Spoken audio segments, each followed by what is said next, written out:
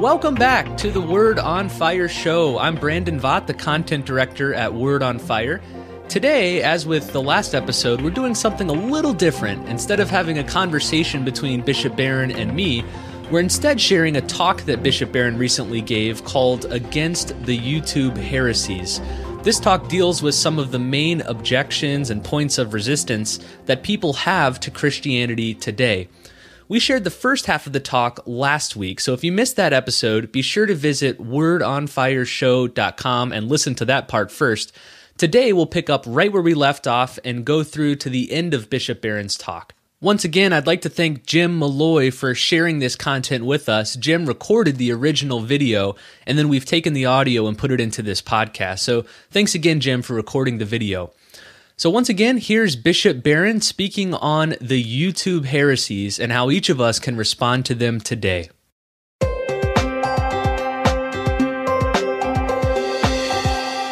So God, people are confused about God. People are confused about the Bible, and the Bible becomes a scandal to them.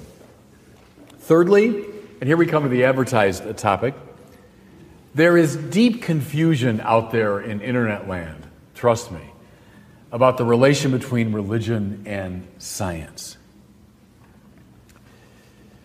Again, the Bronze Age mythology comes in here, right? Why should we believe pre-scientific musings? Why would we take any of that seriously from the ancient world? These people didn't even know what a virus was. They didn't know about atoms and cells and molecules. Why would we take this literature seriously?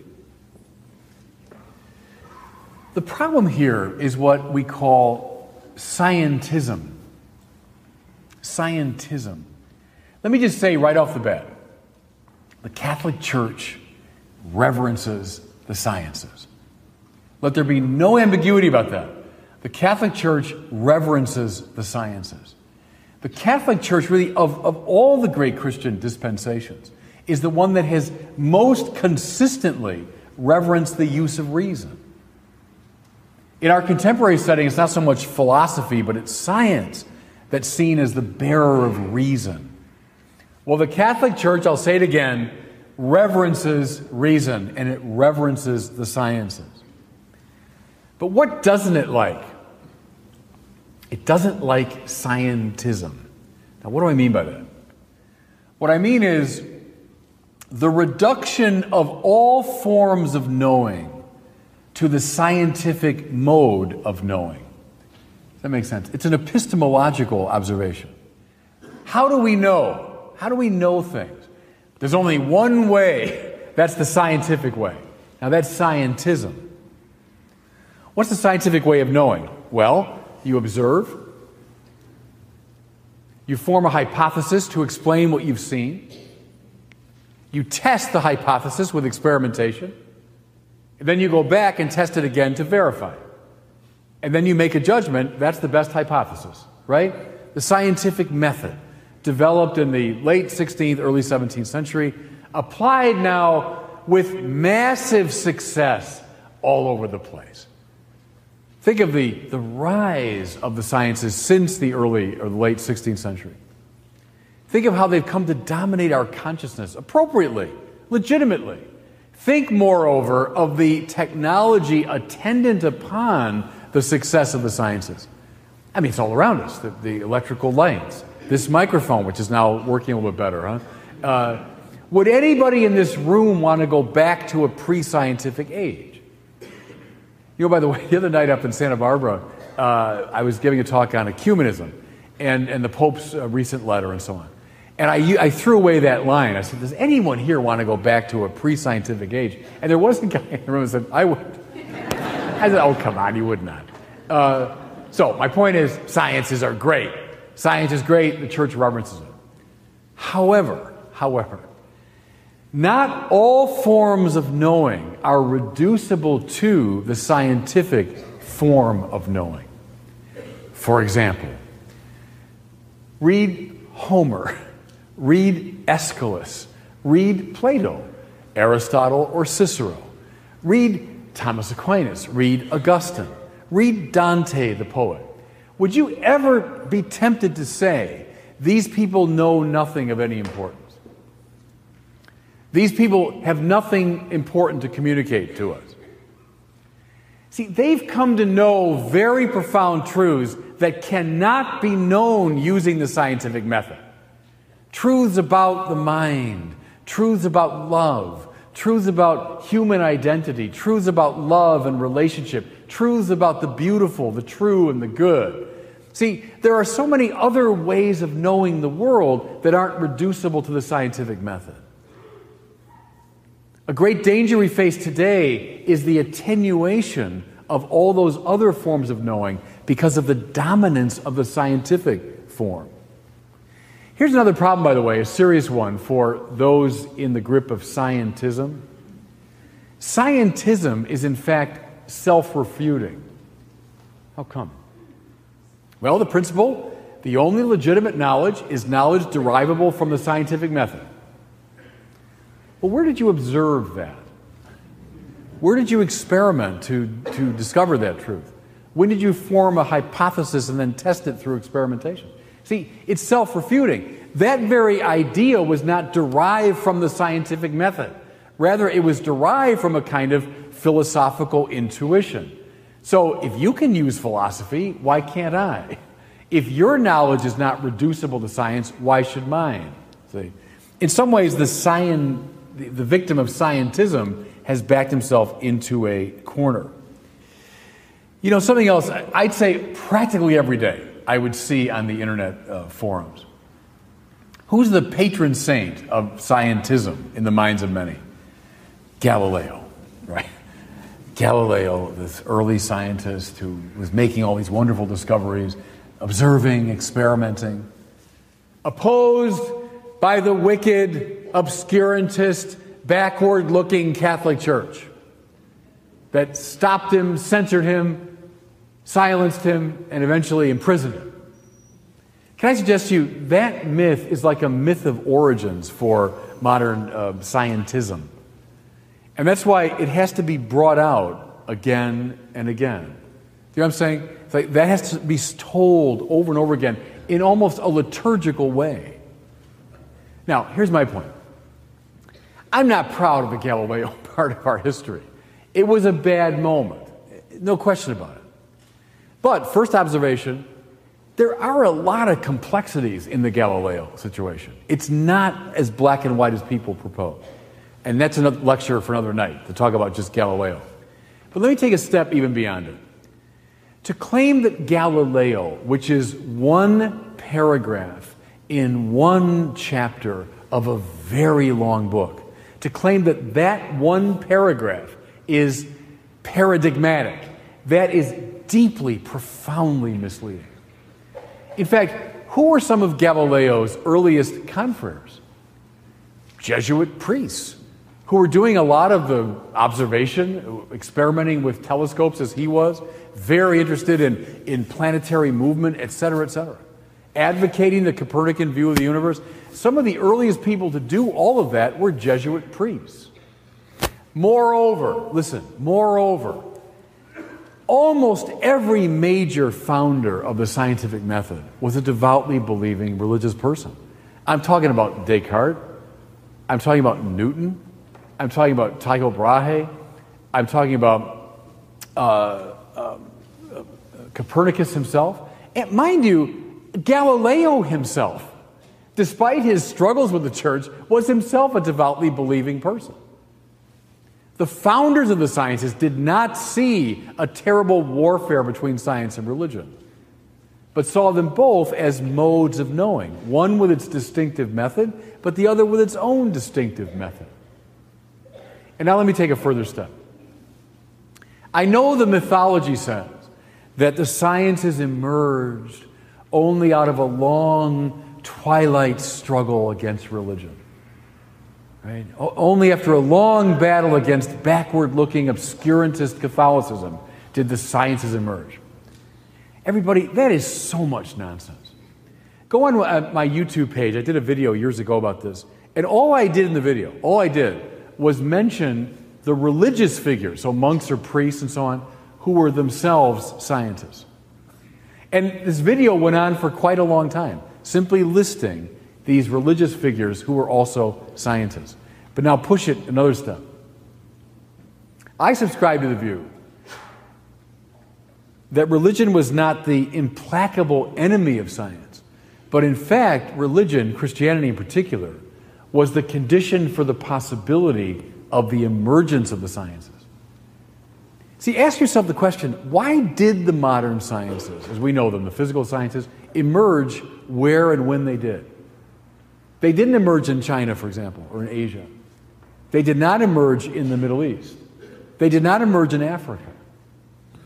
How come they emerged where and when they did? I think quite persuasive is the argument that they did so because they emerged out of a Christian thought world, a Christian intellectual milieu. Now, what do I mean? What are two conditions for the possibility of the modern physical sciences? I'd say, first of all, the conviction that the world is not God. Now, that might sound trivial, but think of how many cultures and civilizations have divinized the world. These forms of pantheism or nature mysticism. If the world is God, if nature is divinized, what don't you do? Well, you don't experiment on it. You worship it. You honor it. I'm not necessarily bad-mouthing it. There's great truth in that. But what's not going to happen is the emergence of the sciences. Because you won't cut up and dissect and experiment upon something that you're worshiping as divine, right? All the way from ancient animism to Star Wars. May the Force be with you. What's the Force? As Joseph Campbell, who inspired Star Wars, said, it's the zoom of energy that runs through all things. The sacred force that runs through the universe. Well, if that's your view, you're not going to experiment on the world. You're going to worship it. What's the second condition?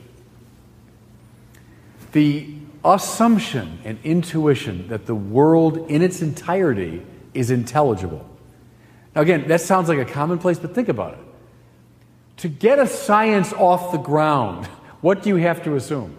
You have to assume, whether you're a chemist, a physicist, a biologist, a psychologist, whatever you are, you have to assume that the world you're going out to meet is intelligible, it's understandable.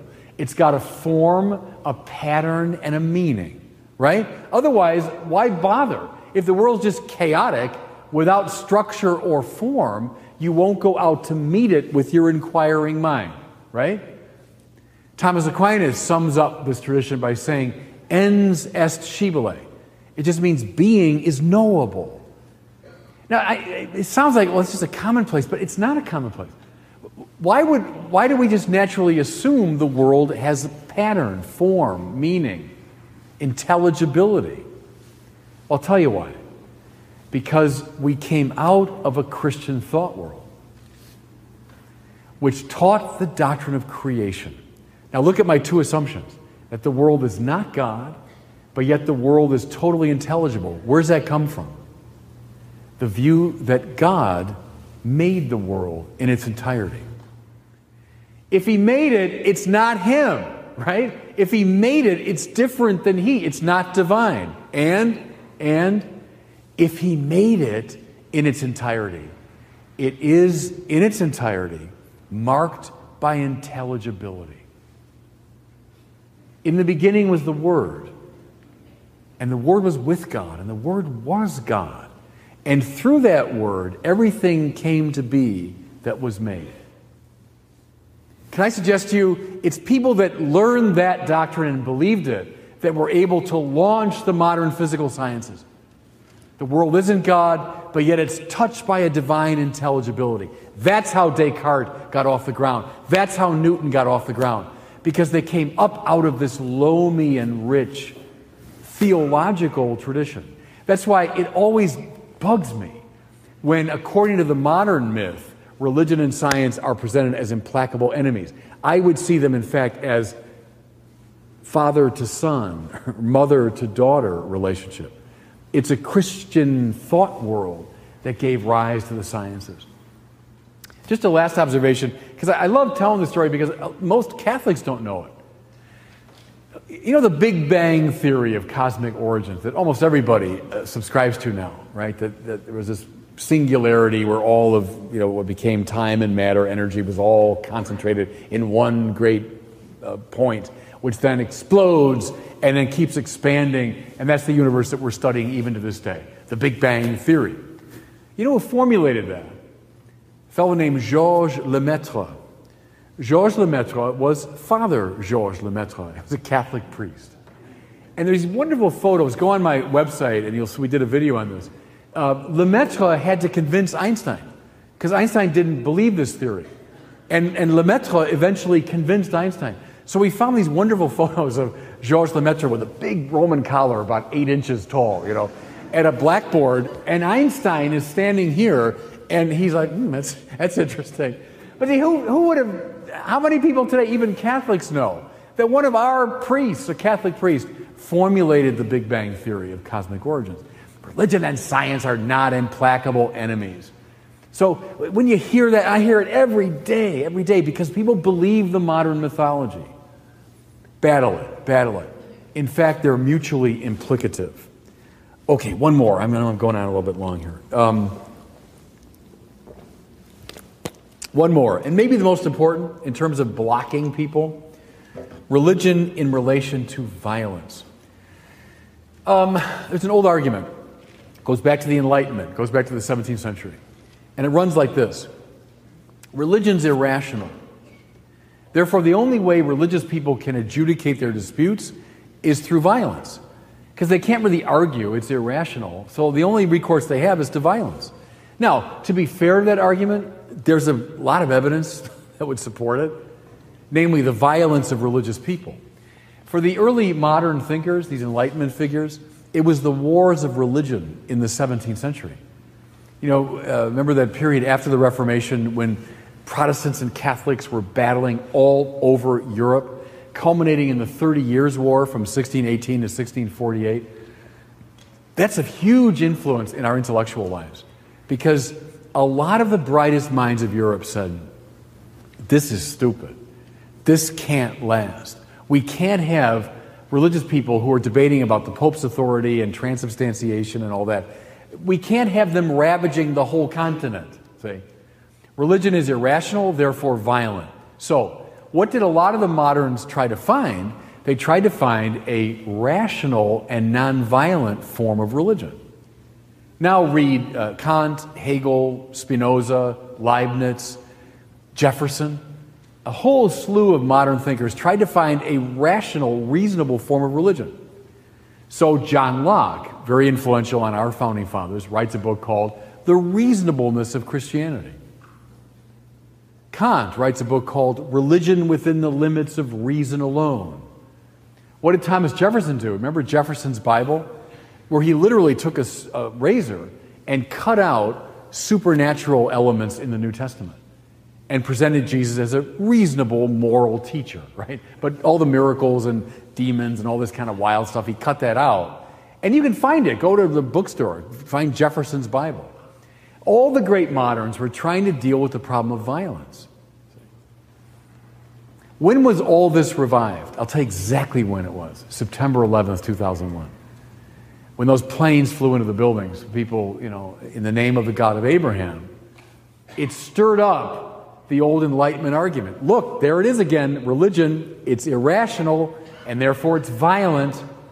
It's no accident whatsoever that Hitchens and Dawkins and Sam Harris and Dennett and all the new atheists emerged right after September 11th.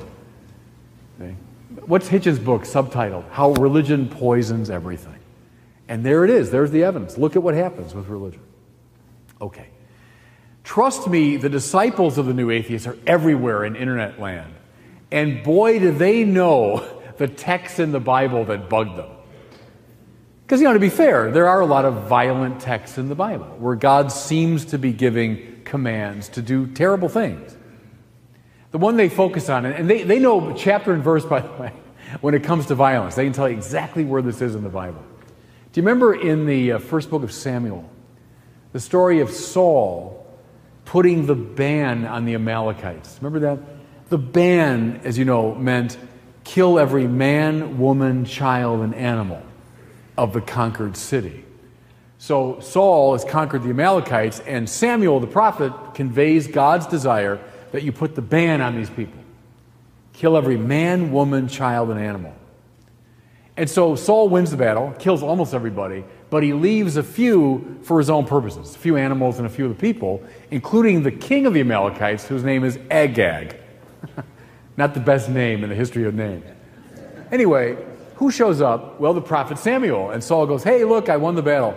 Samuel says, I heard the bleating of sheep, and I heard the cry of these cattle, and I see you've got King Agag over there with some of his officials. Why didn't you put the ban on these people?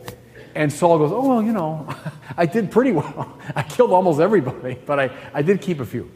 It says, Samuel then, stirred with rage, killed the animals, killed the courtiers of Agag, had the king dragged over, and then it says, with his sword, he hacked Agag to pieces. And then you say, the word of the Lord. Thanks be to God. Okay, that's in the Bible. But remember my distinction from a while ago? What's in the Bible ain't necessarily what's being taught. Okay. And there are passages like that one. It's not isolated. There are others like it. So what do we do with this? Because people say, look, there's the problem. Your own God is bloodthirsty. And that's why September 11th and the wars of religion, they're bound to happen with this crazy, irrational God you have. Well, is this a problem that we discovered or that the Enlightenment discovered? No, this goes right back to the beginning of Christianity. From the earliest centuries, our thinkers and theologians wrestle with this problem. And here's one of the very best, I think, still illuminating today. The great theologian Origen, who wrote in the 2nd and early 3rd centuries, a long time ago, close to apostolic times, he saw this problem. I mean, how do you defend this God, especially in light of this fellow up here, right? How do you reconcile these things? Well, here's Origen's approach. I think it's really enlightening. He said, Christians read the whole Bible from the standpoint of the last book of the Bible, the book of Revelation. And what did he mean? Well, remember there's a scene in the book of Revelation when the seer, so John, the author of the book, has been taken up into heaven. And he's there in the very sort of, court of God. And he sees elders, and there's incense, and there are trumpets, and a kind of liturgy going on. And then a scroll comes out. A scroll with 7 seals. Who will open the scroll, is the question that someone asks. Who will open the scroll? Well, what is that scroll? Think of it as the entire Bible. It's the whole Bible, sealed with the 7 seals. But who will open its meaning to us? That's the question. See, who will interpret this for us? And it's the seer, in fact, weeps because no one will come out to open it. Then we hear, the Lion of Judah will come, the Lion will open the scroll. But instead of a lion, out comes a little lamb. And then it says the lamb is standing as though slain. It's peculiar. The Greek there is very peculiar. So a lamb, I'm waiting for a lion, a lamb comes out, and then a lamb who's wounded. It's like the weakest possible figure, right? Now, we know who that is. It's the Lord Jesus. Is the Lamb of God standing as though slain. Now, here's Origen's point. Now, this is very important. It is only from the standpoint of the crucified Jesus that we properly understand the whole of the Bible. If our interpretation of any part of the Bible is at variance with that figure, we are misinterpreting it. That's the point. Okay, I'm with you so far, but what do we do then with Agag and hacking him to pieces? So here's Origen's reading. Origen says, we cannot read those as literal, straightforward prescriptions, but we must read those passages as a series of spiritual symbols. Now, it opens up. The Amalekites, the Egyptians, the Philistines, the Assyrians, the Greeks, the Romans, throughout the Bible, stand for all those things in the world that are opposed to God. Just as the Israelites stand for God's purposes in the world. But we know that God's purpose in the world is always opposed by dark forces. So how do you deal with these dark forces? Most of us, Origen said this, most of us pussyfoot around with them. You know what I'm saying? Oh, we'll battle evil to some degree, but we'll leave a little bit too for ourselves. Yeah, we'll fight it. Oh yeah, but we'll keep a little bit on the side for ourselves. We play around with the forces of evil. What is God telling us? To put the ban on it. You see, I'm driving it now. To put the ban on evil in the world. Here now think, injustice and hatred and racism and violence. The idea is we need, as a Christian church, to put the ban on these things, to battle them all the way down. Yes, to hack them to pieces. Now you see, when you spiritualize the text, it opens up and you say, that's what we should be doing, and we often don't do. Let me just give you a couple examples. Suppose a husband says to his wife, you know, honey, I love you with all my heart, and our marriage means the world to me. And that's why I am faithful to you 90% of the time. Right? Or if I went to Archbishop Gomez and said, oh, Archbishop, I love being a bishop. I thank you for this privilege, and what a joy. I've been a priest for 30 years. I love the priesthood. And that's why I'm celibate, except when I'm on vacation. You know what I mean? Otherwise. Now, because see, what they would say, or like, you know, your doctor says to you, oh no, you're doing great. We got 80% of that cancer. You know, the problem is we don't hack evil to pieces. We play around with it with halfway measures. Now look back at the Lamb standing as though slain. What did he do on that cross? But he went all the way down, like Frodo into Mordor, who's the great Christ figure. You have to go all the way in. You can't play around. You got to go all the way into Mount Doom and throw that ring in. He's got to go all the way down to our dysfunction at every level. Yes, accepting, as Paul said, even death on a cross. What did Jesus do with sin and death? He hacked them to pieces. He didn't play around with them. He fought them all the way down. See, and now we see what the Bible is all about. Whether Israel's fighting Amalek or Egypt or the Philistines or the Greeks or the Romans, it's the great drama of our struggle with evil. God wants us to do it all the way, but we tend to do it by halfway measures. Can I suggest that's a good way to read the violent passages in the Bible? And that's from a 3rd century spiritual master. That's no new theory. That's a very old theory. Okay, let me end with this. Something I feel passionately about, maybe you've sensed from the talk, I hope, is we need a new apologetics.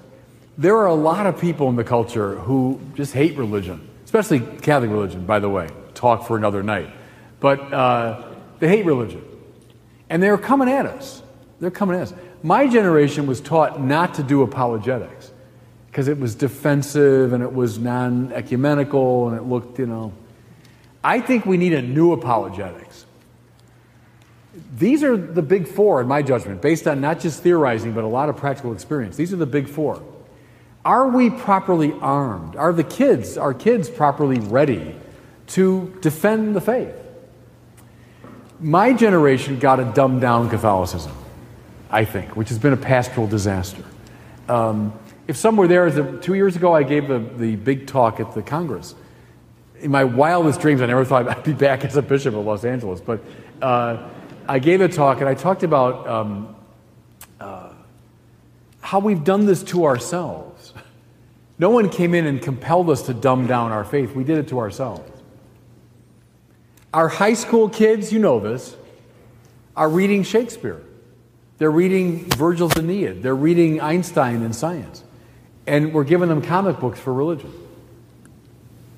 Why aren't we reading with our kids religion at the highest level? I think we need to be steeled for this work of spreading and defending our faith. We know what the problems are, but are we equipped as a church to address them? And that's something I'll promise I'll close with this. When Dave introduced me to the university series, and he said one thing he wanted to do was to make it harder. We should really dumb down the thing so more people will come. That's a bad formula, and he saw that correctly, I think, is to make it more challenging, more difficult, so that we can rise proudly to the challenge. And so I'm very proud to be a speaker in this series, be one voice among many, but as part of this resolution that we'll be strong in our faith and strong in the knowledge of our faith. That's the kind of new apologetics we need today. God bless you all. Thanks for listening tonight. Well, thanks for listening to this episode of the Word on Fire show. Bishop Barron will be back next week as he and I have another conversation about faith and culture. So be sure to subscribe to our podcast. You can do that by visiting wordonfireshow.com, and you'll find out how to subscribe on any device, whether it's a computer, a phone, or a tablet. Thanks again for listening, and we'll see you next week on the Word on Fire show.